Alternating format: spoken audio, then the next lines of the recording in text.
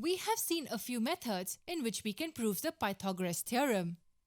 Here, let's look at an even simpler way to understand it. The theorem is simple. If we have a right triangle with hypotenuse C and sides A and B, A squared plus B squared will equal C squared.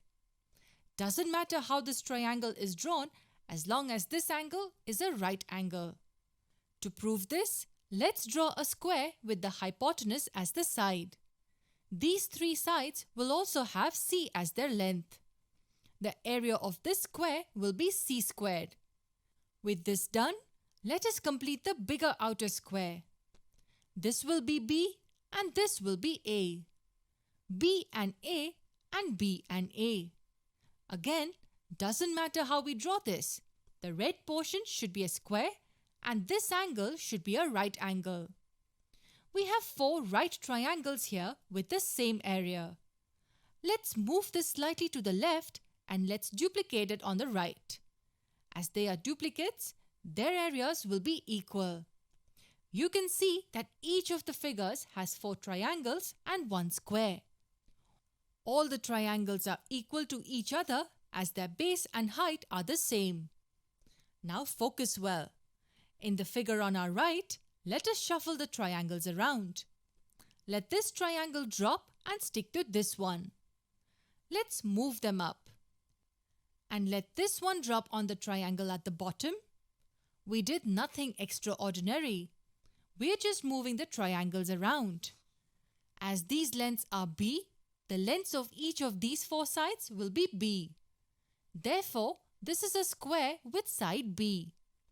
And in the same way, this is a square with side A. The areas of these two squares will be A squared and B squared. Don't forget, the areas of both figures are still equal.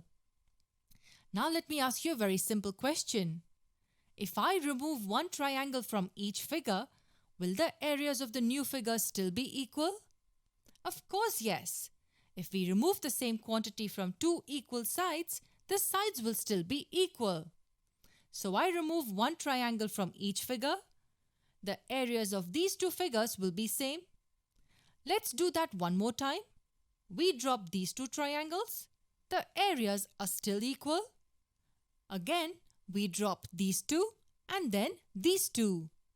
The two figures are still equal as we remove the same quantities from each side. And that is why C squared will equal A squared plus B squared. Interesting, wasn't it? Okay, here's another way to quickly understand the Pythagoras theorem. Let's assume we have square tanks drawn on each side of the right triangle, and the tanks linked to these two sides are filled completely with water. The tank linked with the hypotenuse is empty.